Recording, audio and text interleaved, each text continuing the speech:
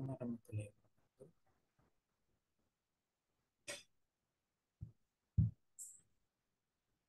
Saya kedengaran nggak?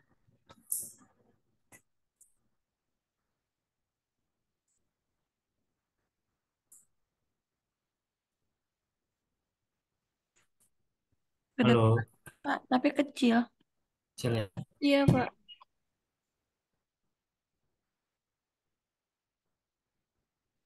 Sekarang jelas nggak? Sama ya? Sama apa kecil? Masih kecil, Pak.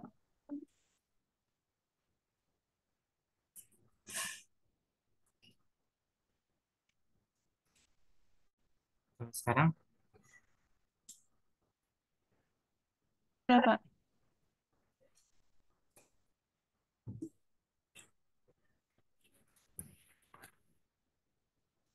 oke. Selamat siang. Assalamualaikum warahmatullahi wabarakatuh. Mohon maaf ya, saya maunya terlambat.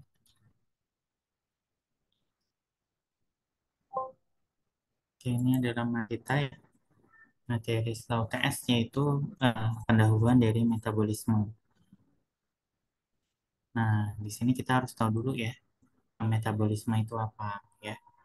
Jadi metabolisme itu merupakan proses ya, aktivitas sel ya, di mana di sini aktivitas sel satu dengan sel yang lainnya itu terkoordinasi ya. Jadi terkoordinasi satu dengan yang lainnya memberikan sinergisme ya, memberikan sinergisme sehingga bisa memperoleh tujuan ya, mencakup kerjasama multi enzim ya. Isinya ada tambahan sel ya Pak? Ya, tambahin di jurnalnya ya. Ini step. Nah, di sini merupakan serangkaian aktivitas sel yang terkoordinasi yang mempunyai tujuan mencakup kerjasama multi tim. Ya. Jadi fungsi dari metabolisme ini yang pertama ada memperoleh energi kimia dari degradasi sari makanan. Ya, jadi kita memperoleh energi ya, yang namanya kita kekurangan energi, otomatis kadar glukosa di dalam darah kita kan rendah ya, sehingga tubuh memaksa untuk memperoleh glukosa dari cadangan-cadangan yang ada di dalam tubuhnya. Satunya adalah gula otot dan lemak. Nah, tapi kalau misalnya di metabolisme, di sini kalau kita memperoleh asupan dari luar atau kita makan, nah di situ dilakukan metabolisme dari sari makanan itu ya. Sehingga sari makanan yang kita sudah makan, kita ambil sarinya nanti akan menghasilkan energi. Ya, jadi memperoleh energi kimia dari degradasi makan. Ya, jadi makanan yang kita makan akan diproses dalam tubuh ya, di metabolisme sehingga bisa memberikan energi kimia.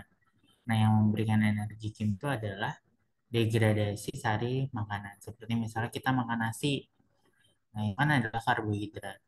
Nah, di dalam tubuh karbohidrat akan dirubah ya menjadi glukosa, di mana kita ketahui kan karbohidrat itu merupakan makromolekul ya, sedangkan glukosa itu adalah penyusunnya. Kemudian yang kedua ada mengubah molekul nutrien menjadi molekul kecil ya.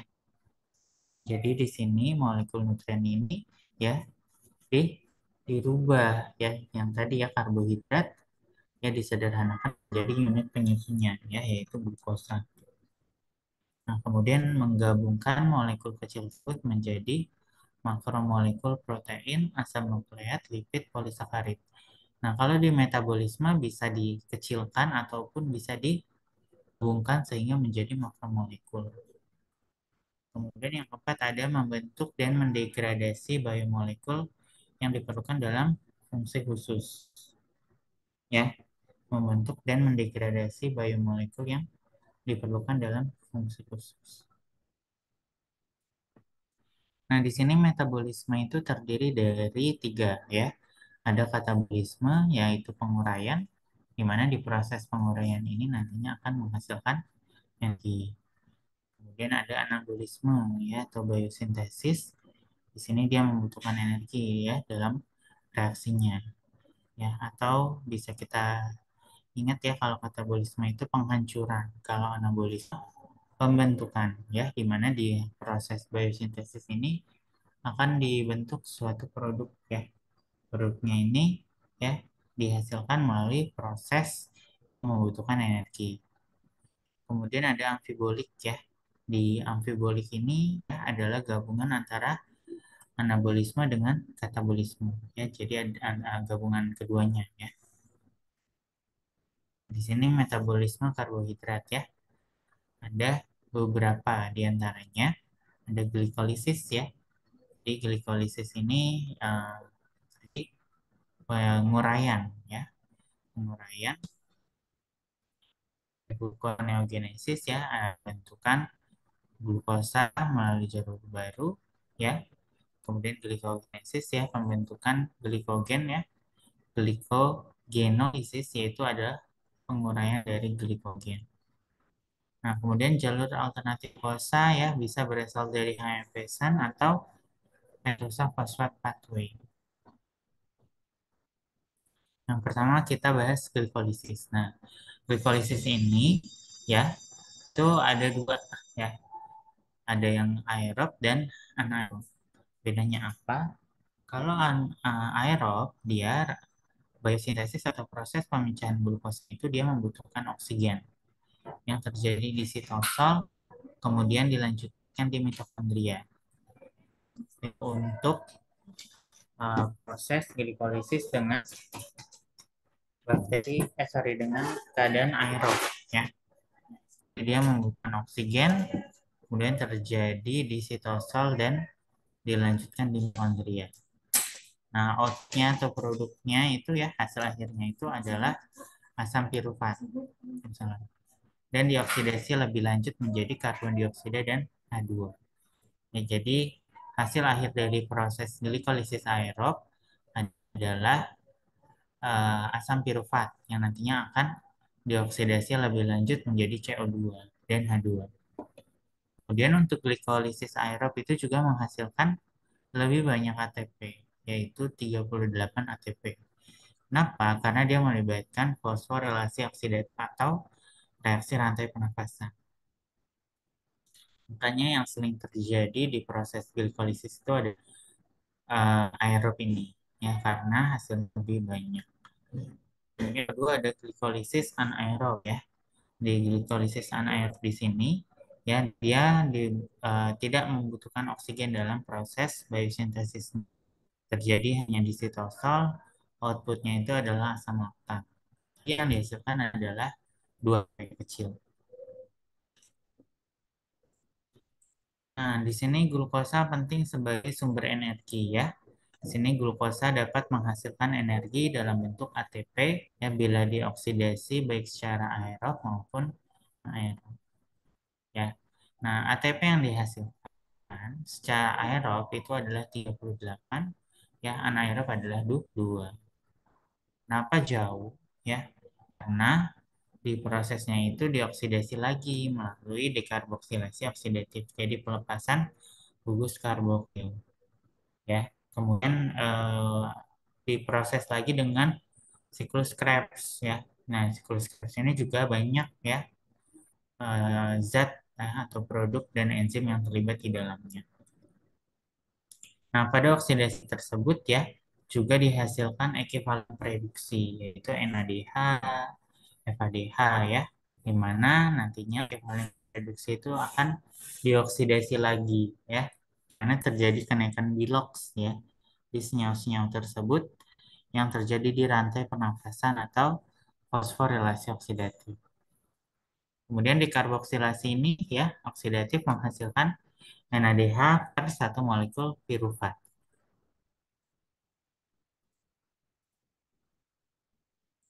Kemudian untuk siklus Krebs, dia akan menghasilkan 3 NADH dan 1 FADH2 per 1 asetil-CoA.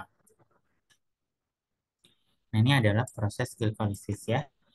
Jadi ada reaksi endergonik dan eksergonik ya. Jadi dari glukosa begitu sudah disederhanakan ya, dari makromolekul ya atau dari nasi yang kita makan.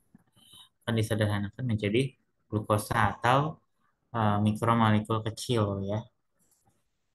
Nah, nantinya dengan bantuan enzim heksokinase dia akan berubah menjadi glukosa 6-fosfat.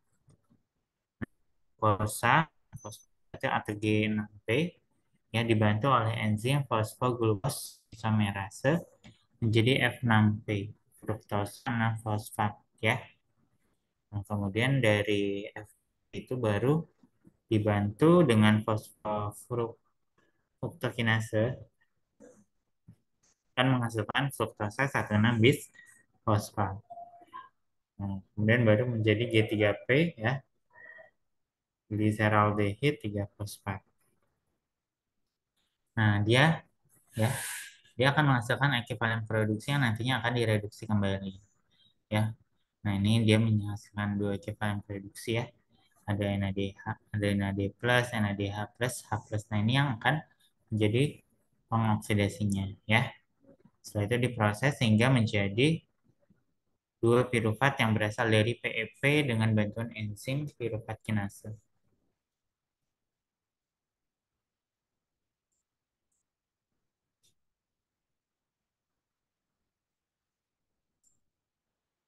Nah, setelah sudah diperoleh piruvat, ya, dia akan masuk dalam siklus Krebs ya. Nah, dari piruvat ini ya akan diuraikan menjadi TPP ya, hidroksietil TPP. Oh, tidak, sebentar ya.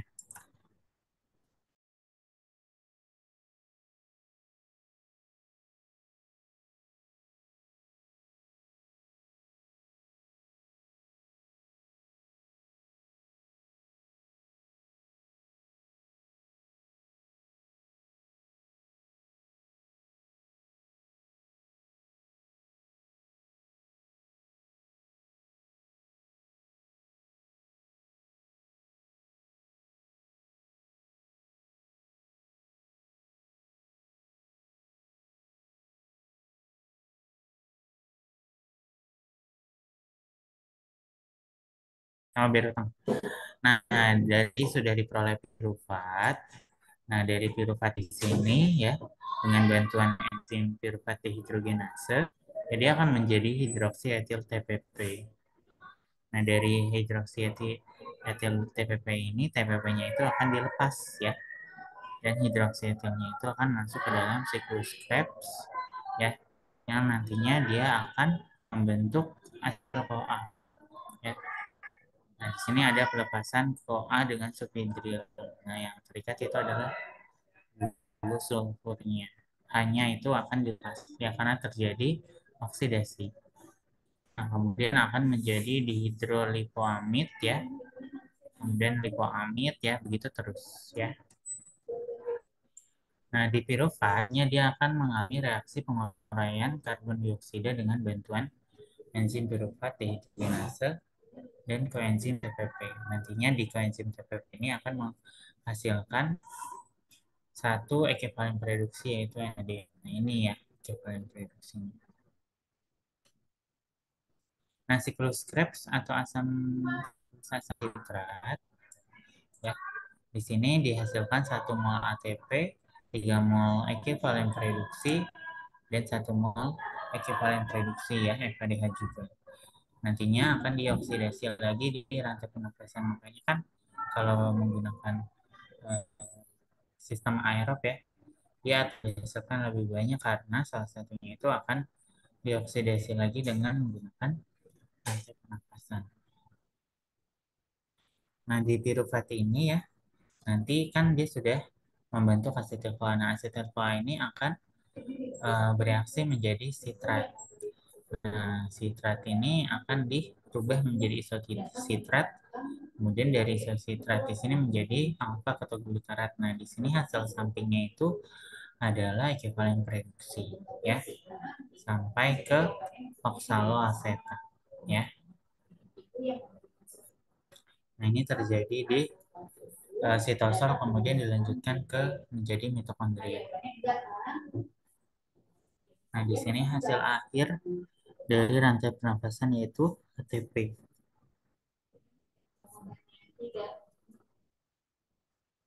Nah, rantai pernapasan ini terjadi di sel ya, sel mitokondria. Nah, di sel mitokondria ini ya terdiri dari matriks mitokondrion ya, kemudian inner membran dan intermembran space. Dan di sini terjadi pertukaran elektron ya dan fosforilasi oksidatif yang nantinya akan membawa keluar protein dari bagian dalam membran mitokondria. Nah, di sini adalah bagiannya nih ya. Di sini adalah membran luar dari mitokondria. Kemudian ini adalah intermembran space ya, di mana di dalamnya itu banyak elektron-elektron ya, elektron-elektron yang nantinya akan bertukaran ya, bertukaran dari senyawa yang terdapat di inner mitochondrial membrane. Nah, setelah itu dari inner mitochondrial membrane ini adalah lokasi terjadinya proses transport elektron tadi ya. Nah, ini ya, jadi dari matriks mitokondria ini terjadi transport elektron ya. Nantinya akan diproduksi ATP ya. Nah, ini ya. Jadi elektronnya dikeluarkan ya. Setelah dikeluarkan nantinya akan masuk ke dalam proses produksi ATP gitu ya. Nah, kemudian ini adalah keseluruhan proses glikolisis ya. Dari keseluruhan proses glikolisis di sini nantinya akan dihasilkan 2 ATP yang berasal dari sitosol dan 36 ATP total ya, totalnya 36 ATP dari mitokondria ya. Dari mitokondria banyak nih, ada yang berasal dari siklus Krebs, dari fosforilasi oksidatif ya, kemudian dari ekivalen yang berasal dari 2 NADH ya. Nah, jadi glukosa ya di glikolisis di dalam sitosol ya, dia akan membentuk pirufat. Dari pirufat ini baru kita teruskan ya ke dalam mitokondria ya, yang nantinya akan masuk ke intermembran, baru ke bagian dalamnya ya. Nah, baru dilakukan proses siklus asam sitrat. Nah, di siklus asam sitrat dia akan menghasilkan 2CO2 dan 4CO2 ya. Nah, dia juga akan menghasilkan ATP ya. Di fosforilasi oksidatif juga ATP-nya lebih banyak sebanyak 28. Kenapa? Karena ekivalen reduksinya itu dioksidasi lagi ya. Total dari glikolisis ya sebanyak 36 ATP. Ya, tentunya berasal dari reaksi aerob ya.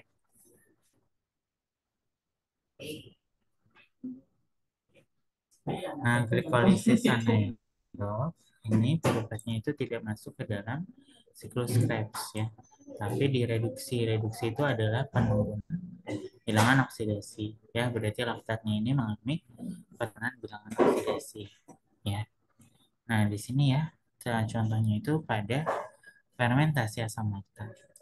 Di fermentasi asam laktat di sini dari glukosa ya, glukosa ya, dia akan dirubah menjadi pirufat. Nah, di proses perubahan ini dia melibatkan ekvivalent reduksi ya, di mana hasilnya itu adalah ATP.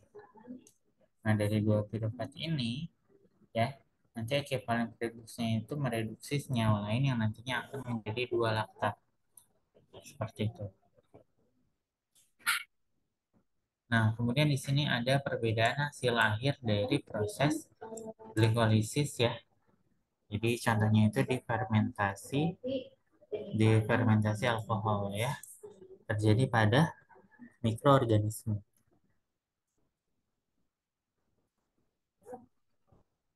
Nah, ini ya. Jadi ada yang berasal dari proses anaerob ya. Ini contohnya itu adalah fermentasi asam laktat ya. Jadi dari pirufat ya dia akan menjadi laktat dengan bantuan ekivalen reduksi. Kemudian ada oksidasi aerob ya. Ini berasal dari siklus Krebs dan fosforilasi oksidatif. Kemudian ada anaerob ya, melalui proses fermentasi alkohol ya. Itu jadi dari pirufat menjadi asetaldehid dan etanol. Nah, ini adalah proses fermentasi alkohol. Nah, bagian yang selanjutnya di proses metabolisme itu adalah siklus Krebs ya. Siklus Krebs itu bisa disebut juga dengan siklus asam sitrat ya, atau TCA itu sama ya, di mana terjadi proses ya, reaksi pemecahan atau proses katabolisme asetil-CoA. Nah, di mana terjadi di mitokondria. Nah, biasanya asetil-CoA ini ya, dia harus dalam bentuk ester dengan koenzim A.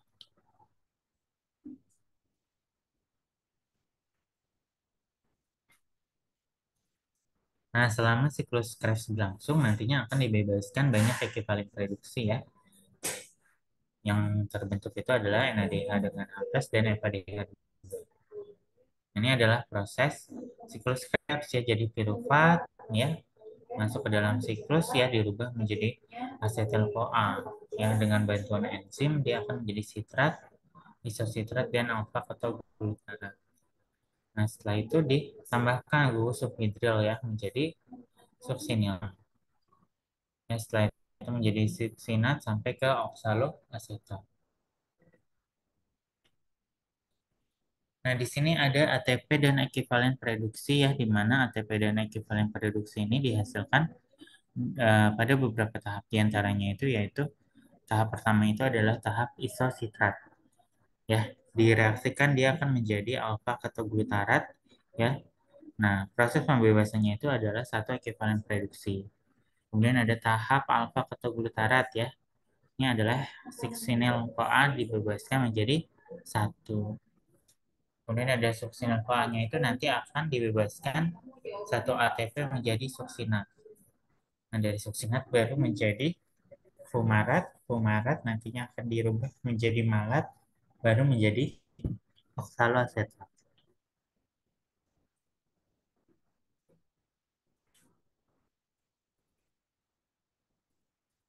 Nah, siklus Krebs ini terjadi di mitokondria. Nah, kebanyakan mitokondria itu di hati.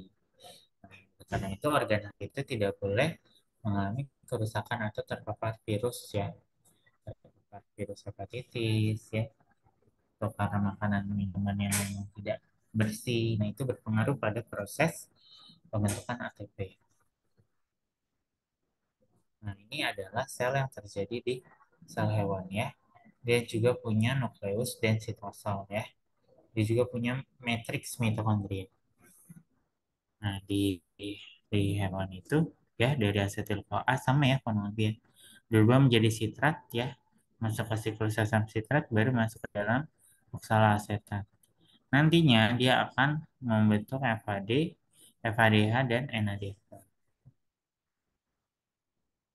Nah, FAD itu apa? FAD itu adalah protein adenin dinukleotid ya. NAD nikotinamid ya, TDP tiamin, CoA itu adalah koenzim, di mana ini adalah koenzim ya yang membantu peran enzim dalam membentuk suatu produk. Kemudian ada siklus asam yang bersifat amfibolik ya. Jadi sifatnya itu amfibolik ya. Artinya siklus asam sitrat dapat berperan pada proses katabolis ya, yaitu proses katabolisme asetil CoA yang nantinya akan dihasilkan ATP, dan proses anabolis yaitu terlibat pada proses pembentukan glukosa dan asam lambung. Kemudian ada rantai pernapasan atau fosforilasi oksidatif ya.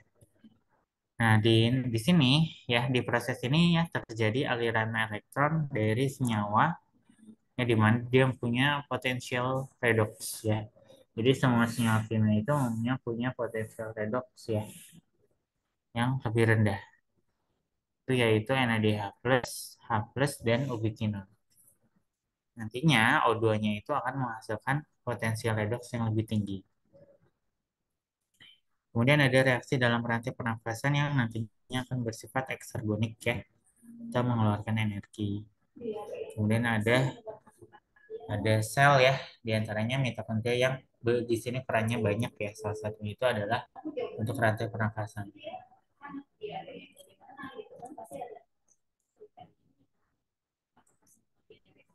Nah, di proses ini siklus Krebs pastinya memerlukan ekivalen produksi ya, yang berasal dari oksidasi bahan makanan. Di sini ada banyak jalur ya. Di antaranya ada glikolisis, oksidasi asam lemak, katabolisme kerangka asam amino, karbon ya, dan juga Krebs. Nah, ini ya contohnya ya, misal protein di dalam tubuh kita makan, nah setelah sudah nyampe ke perut ya, itu akan memproses penyederhanaan menjadi asam amino ya. Nah, dari asam amino baru dibentuk yang menjadi asetil CoA. Nah, di asetil CoA nanti dia akan dirubah ya, dirubah sel CoA-nya ya. Nah, ini terjadi di mitokondria. Artinya dia akan menghasilkan dua hidrogen ya. Nah, ini adalah proses beta oksidasi. Nah, di proses beta oksidasi kan proses perombakan juga ya. Bisa perombakan lipid ya, perombakan karbohidrat ya, maupun protein. Nah, bagaimana mengalirnya ya? Alirnya itu diperoleh dari adanya koenzim. Koenzim yang terlibat itu adalah sitokrom, FMN, NAD.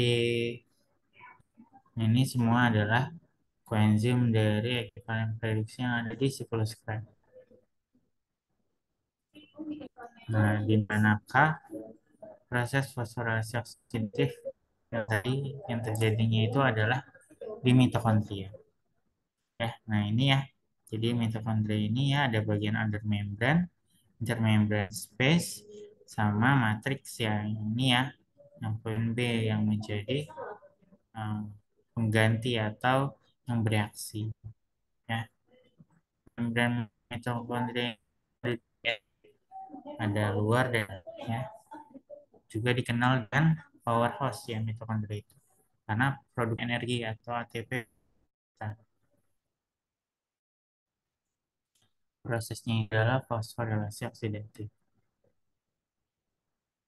Bagaimana proses pembentukan ATP ya, proses fosforilasi oksidatif ya. Di sini terjadi pada saat elektron yang nantinya akan bergerak di sepanjang rantai pernapasan, ya energinya itu nanti dilepaskan. Intinya energinya itu ya digunakan untuk memompa proton ya keluar matriks mitokondria. Kemudian bagaimana bila NADH plus H plus berasal dari proses glikolisis di sitosol ya dapat dioksidasi pada rantai pernapasan di mitokondria. Nah, jadi dilakukan ya, atau terjadi di membran mitokondria. Nantinya di bagian dalam itu ya ada ekvivalent reduksi ya. Dan kan dioksidasi ya di luar mitokondria atau di sitosol. Nah, di sitosol itu sedikit ya, 2 ATP kalau tidak salah. Sehingga nantinya dia akan masuk menembus membran mitokondria. Nah, NADH kalau mau ke sitosol harus diangkut ya dengan gliserofosfat shuttle dan malat shuttle.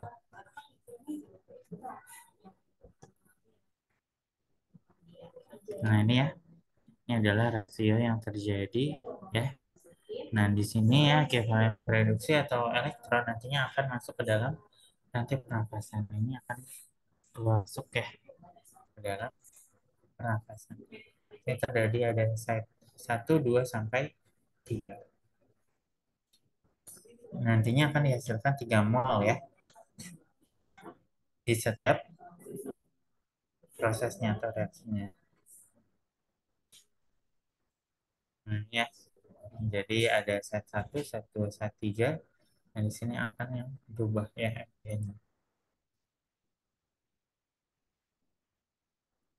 Nah, ekivalen reduksi yang masuk nantinya ke dalam rantai pernapasan akan dibawa oleh kayak enzim. Di antaranya DNAD, FAD, atau FFN. Nah, ekivalen reduksi yang dihasilkan pada peristiwa glikolisis yang terjadi di sitosol itu prosesnya panjang ya. Makanya dia menggunakan malat dan glisofosfat sakral.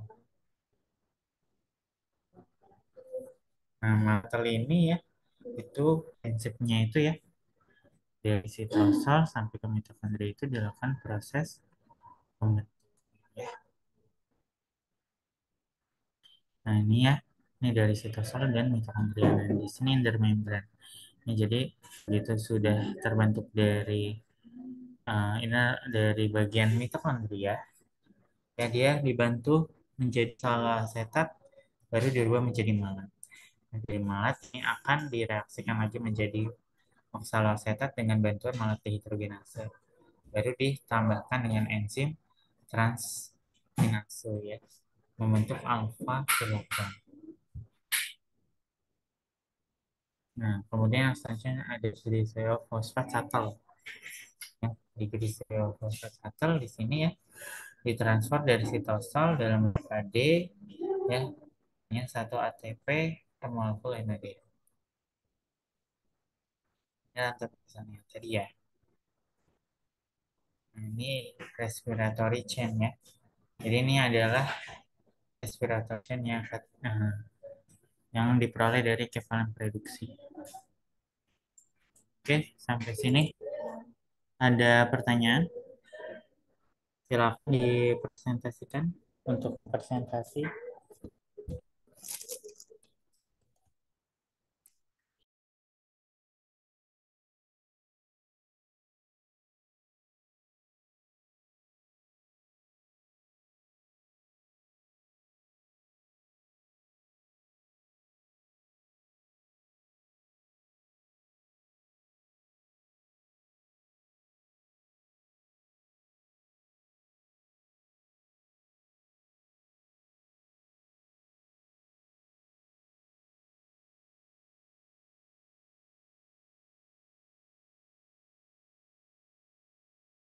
Pak, ini presentasi sekarang, Pak.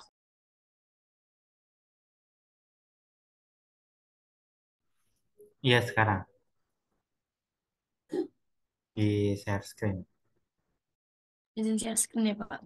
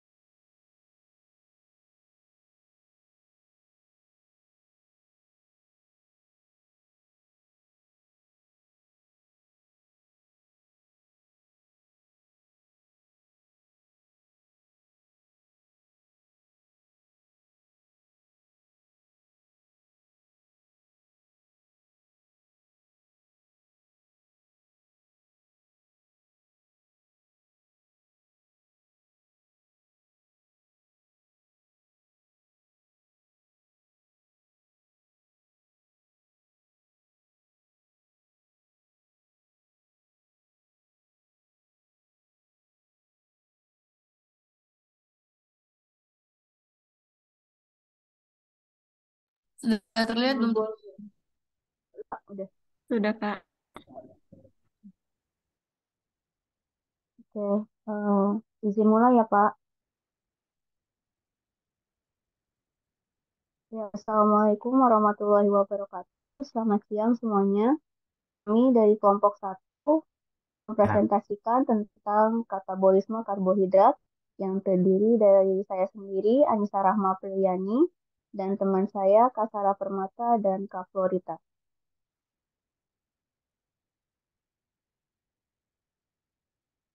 Yang pertama, kita masuk di dalam definisi karbohidrat. Karbohidrat berasal dari kata karbon dan air.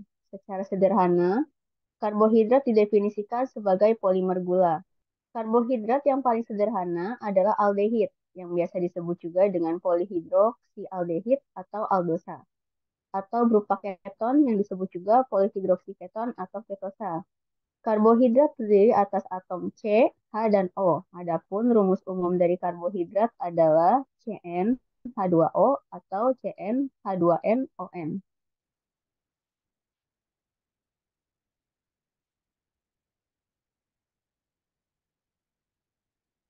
Selanjutnya, katabolisme.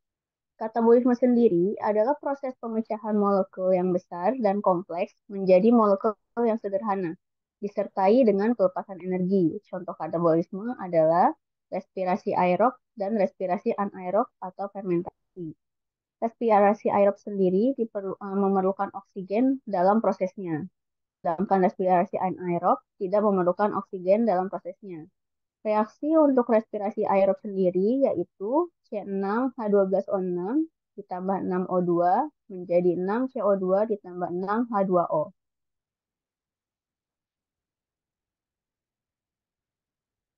Nah, sekarang yaitu katabolisme karbohidrat. Setelah tadi kita sudah menjelaskan tentang definisi katabolisme dan karbohidrat sendiri.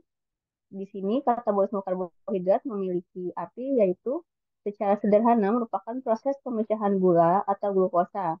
Oleh karena itu, karbohidrat diolah menjadi energi melalui proses ini. Katabolisme glukosa terjadi di tingkat sel. Sel secara aktif melakukan proses ini untuk menghasilkan energi.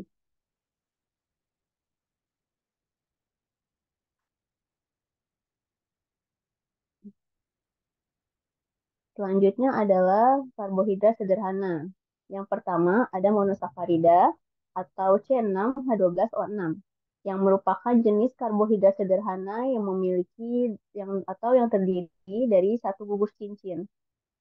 Disakarida yang kedua atau C12H22O11 yaitu terbentuk dari gabungan dua molekul monosakarida. Disakarida mempunyai rasa manis dan sifatnya mudah larut dalam air. Yang ketiga, ada polisakarida C6H11O5 yang merupakan karbohidrat yang terdiri dari banyak gugus gula. Rata-rata terdiri dari 10 gugus gula. Pada umumnya, polisakarida tidak berasa atau pahit dan sifatnya suka larut dalam air. Yang terakhir yaitu oligosakarida yang merupakan bentuk karbohidrat yang bila dihidrolisis menjadi 2 sampai 10 unit monosakarida.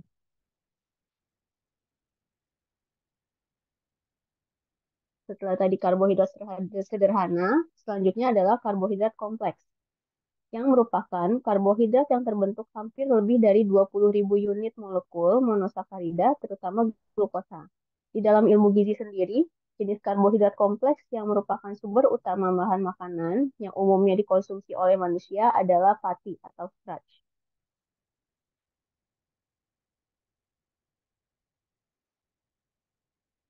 Selanjutnya akan dijelaskan oleh teman saya, Kak Polita. Silakan, Kak. Terima kasih, Sarah. Baik, sekarang kita masuk ke dalam proses pemecahan karbohidrat. Yang pertama itu ada glikolisis. Glikolisis terjadi pada membran sel dan terjadi perubahan glukosa menjadi molekul pirufat. Lalu selain pirufat dihasilkan pula molekul NADH dan ATP. Untuk polisakarida dipecah dahulu menjadi monosakarida atau glukosa sehingga dapat masuk ke dalam proses glikolisis. Apa namanya? Si pengurus pabrik sama yang ngurus.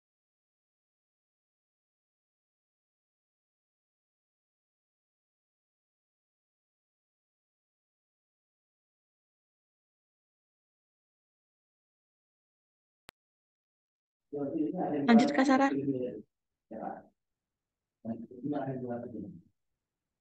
Sebentar ya, Pak. Sebentar.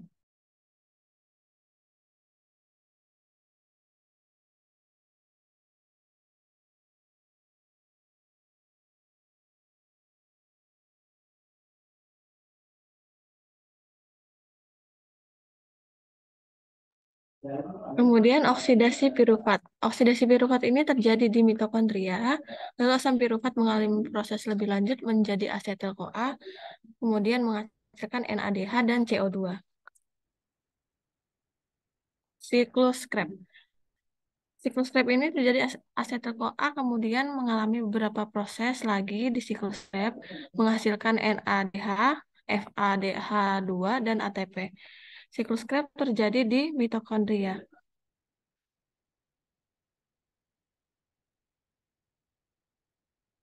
Kemudian ini lanjutan dari siklus Krebs-nya. Elektron yang terbentuk dari siklus Krebs kemudian akan mengalami proses lebih lanjut ke rantai transport elektron. Lalu elektron-elektron ini melewati protein-protein pada membran mitokondria dan menghasilkan molekul ATP. Hasil akhir dari katabolisme karbohidrat adalah molekul ATP yang merupakan sumber energi bagi sel. Dari seluruh proses, jumlah molekul ATP yang dihasilkan adalah sebanyak 36 ATP. Berikut rantai transport elektron pada membran mitokondria.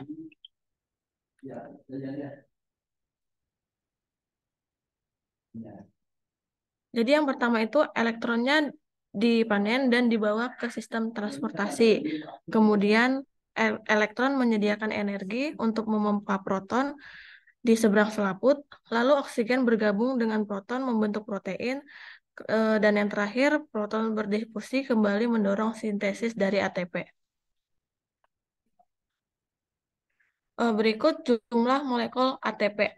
Jadi yang pertama itu glukosa diubah menjadi 2 asam pirufat melalui proses glikolisis menghasilkan 2 ATP dan 2 NADH.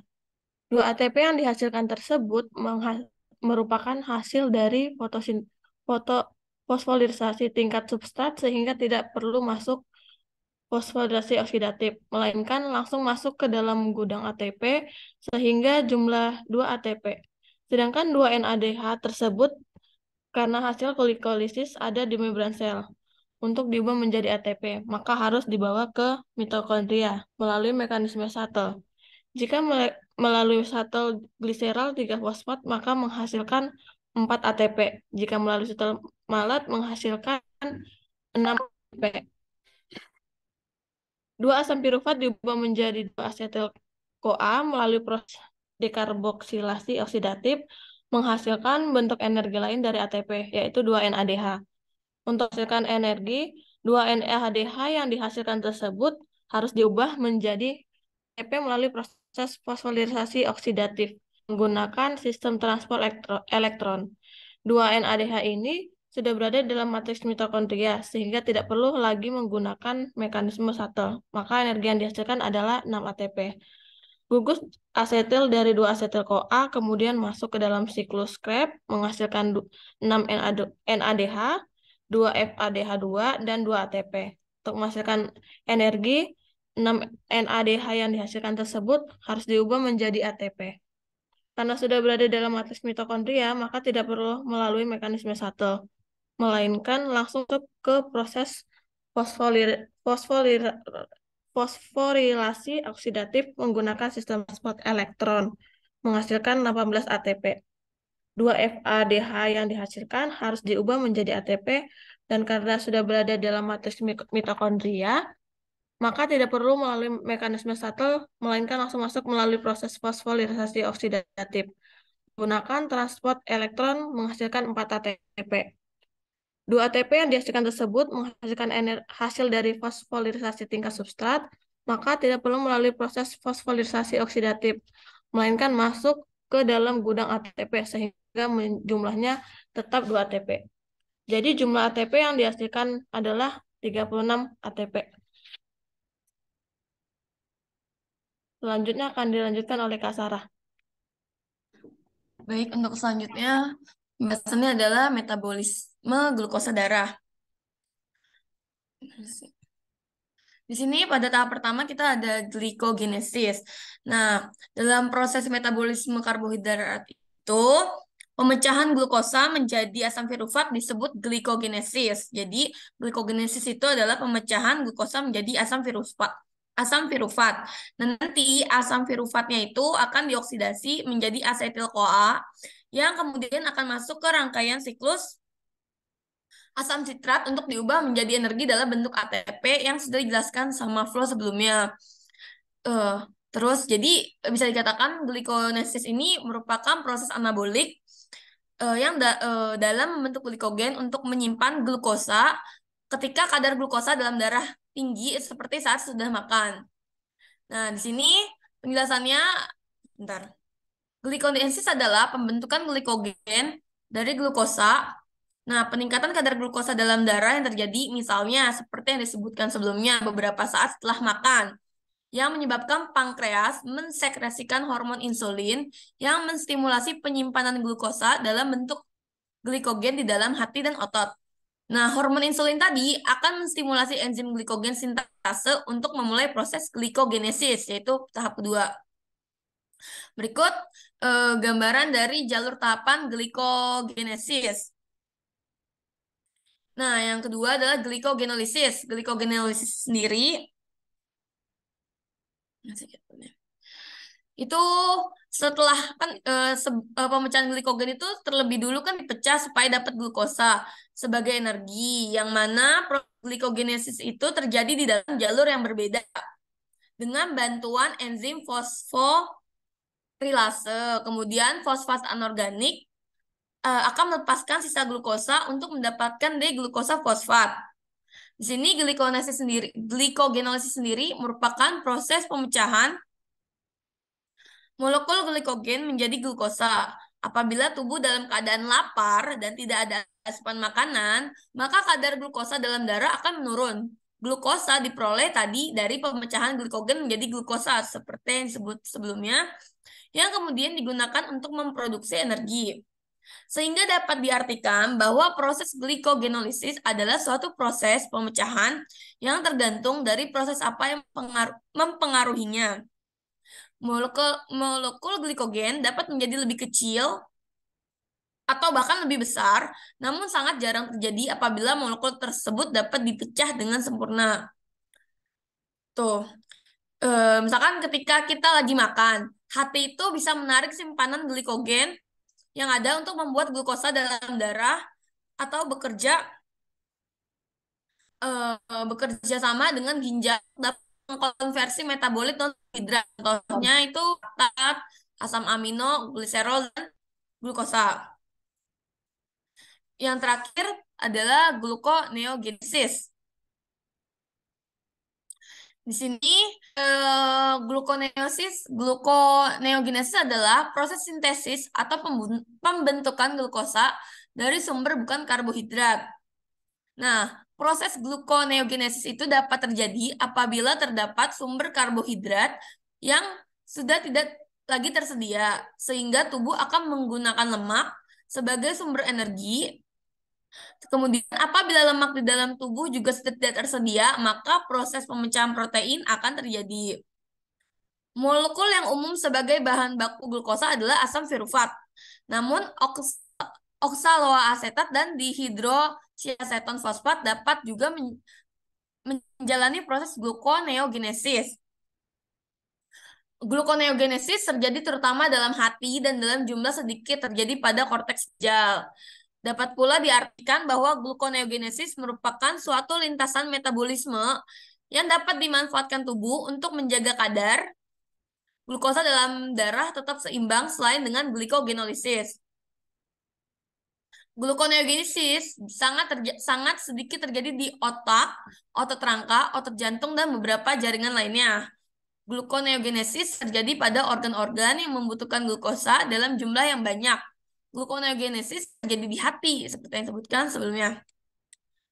Nah, proses yang terjadi dalam sini tahapannya. Nah, proses yang terjadi dalam gluconeogenesis atau pembentukan gula baru, yaitu asam laktat akan diubah kembali menjadi glukosa melalui rangkaian reaksi. Karena pada dasarnya gluconeogenesis itu merupakan proses sintesis glukosa yang berasal dari senyawa-senyawa selain karbohidrat. Contohnya kayak asam laktat dan beberapa asam amino.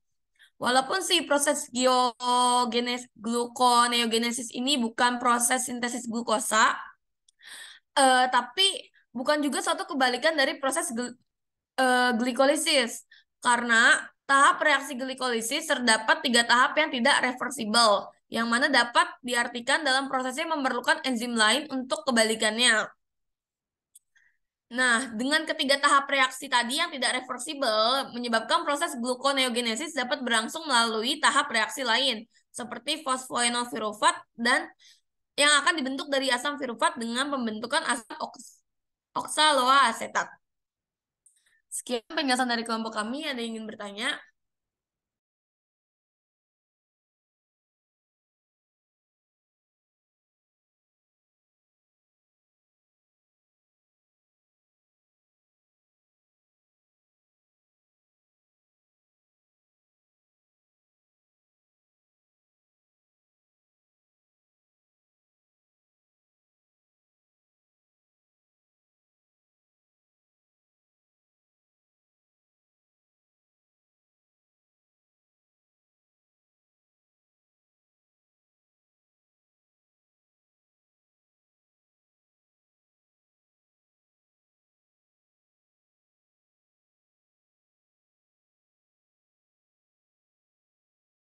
Mana nih suaranya?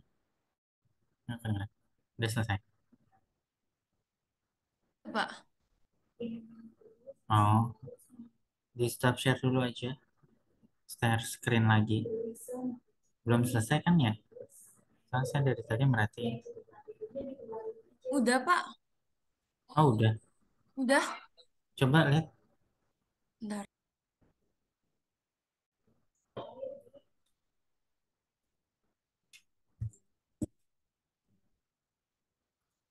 Eh, ini tiga-tiganya deh ya. Pak. Oke, katabolisme karbohidrat.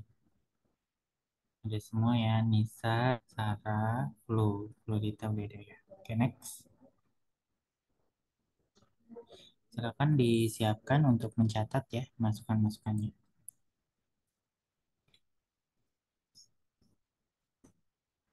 Nah, ini dimasukkan ya. Contoh aldosa dan ketosa ya. Rumus kimianya, contoh contoh produknya apa ya di aldosa dan ketosa ya.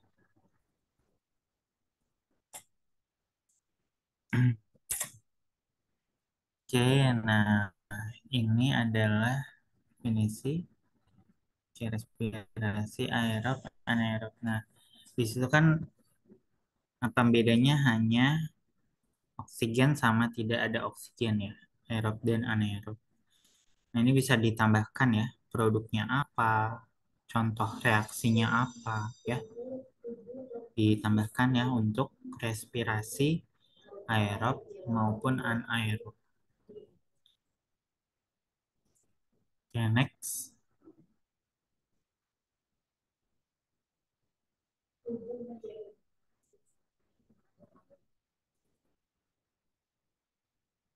Oke, fungsi ya. Fungsi bisa deh dimasukin. Fungsi dari katabolisme karbohidrat itu apa ya?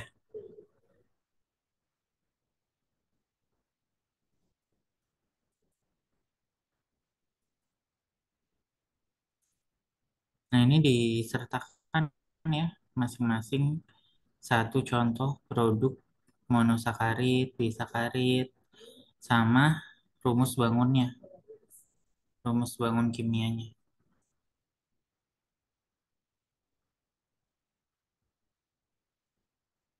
Oke, nah karbohidrat kompleks bisa kamu masukkan ya.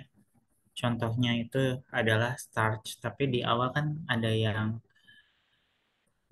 itu lurus, ada yang bercabang kan, masukin ya rumus kimia yang bercabang sama lurus ya untuk karbohidrat kompleks.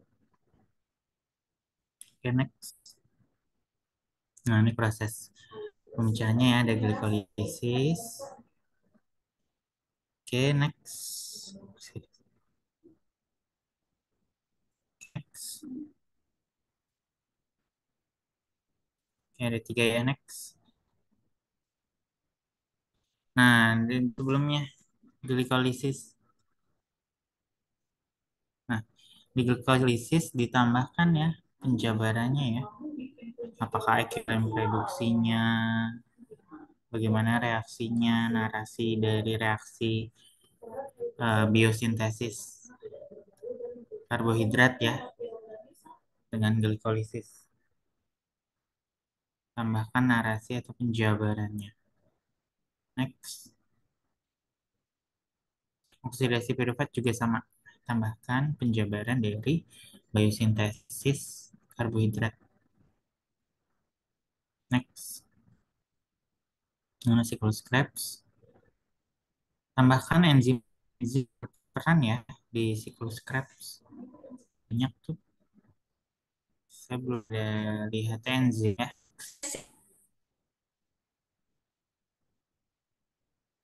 Oke, nah itu berarti kan ya fontnya kayaknya nggak seragam ya. Font, ukuran font. Next. Nah ini transportasi. Nah ini dijabarkan ya penjabaran ya inner membrane ya, atau proses yang terjadi di dalam membran mitokondria. Kan ada inner mitokondrial membran, ada intermembran ya, ada matrix ya. Nah, itu terjadi di situ, kamu jabarkan di slide selanjutnya saja. Next. Atap yang terbentuk ya. Oke, next. Nah, ini metabolisme glukosa darah. Glikogenesis. Oke, next.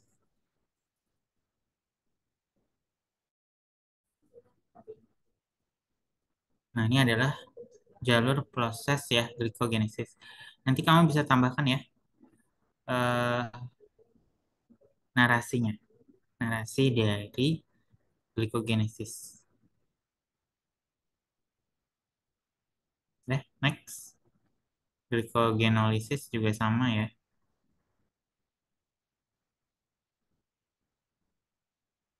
Coba next. Apa? Glikogenesis. Coba lihat. Glycogenolisis ya. Nah ya. Mana di itunya mana? Kok nggak ada skemanya? Skema dan jabaran skema. Tambahin ya. Glikogenolisis. Ya, karena kan ada Gambarnya lisis. ya, Pak ya. Ya, gambar kimia, struktur, skema, skema reaksi kimia.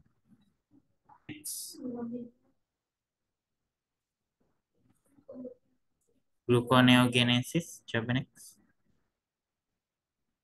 Nah, ini ada ya, tinggal tambahkan penjabarannya ya. Oke deh, next. Dah, itu ya, dimasukkan ya. PPT dan makalah diperbaiki ya untuk penambahan nilai ya. Nah, nilainya sudah saya koreksi, nilainya juga tidak terlalu besar ya, supaya ini ya. Kemudian untuk tadi tek farmakok 66-nya udah bawa kan? Oke, ya. Besok bawa lagi ya. Besok bawa lagi, nyaring, cuci itunya ya. Oke, apa lagi ya? Pak, Oke, makanya buat ya. praktek farmakop besok itu datangnya harus pagi juga atau bisa sore, Pak? Pokoknya datang saring. Harus bareng-bareng sekelas, Pak, atau enggak? Kalau nggak bareng-bareng boleh, tapi kalau bisa nanti izin-izinnya sama saya. Tuh. Besok tuh saya pulang jam berapa ya?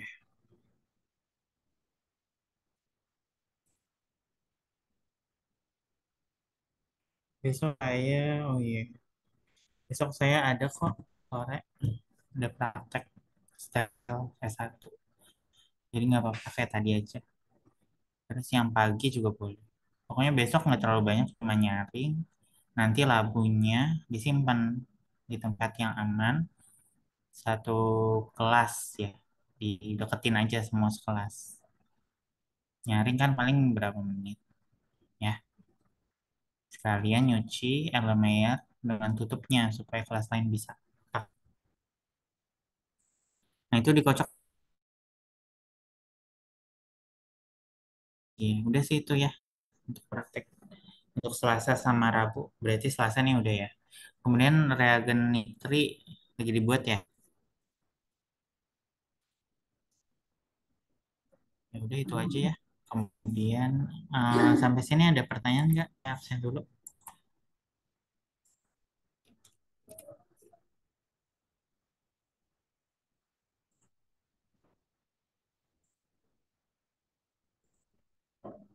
Oh ya, kamu cek deh di absen kamu praktek Farko. Yang ujian tuh udah saya absen belum ya? Nanti lihat ya yang ujian tengah semester ya. Soalnya kayaknya ada satu kelas yang belum saya absen. Kelas yang mana?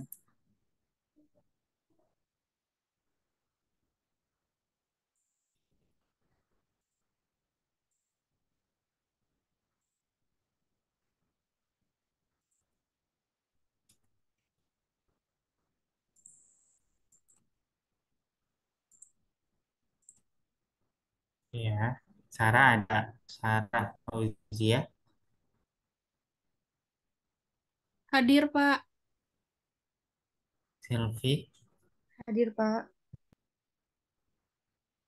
Anissa ada, Gita, Hadir, Pak. Yusni,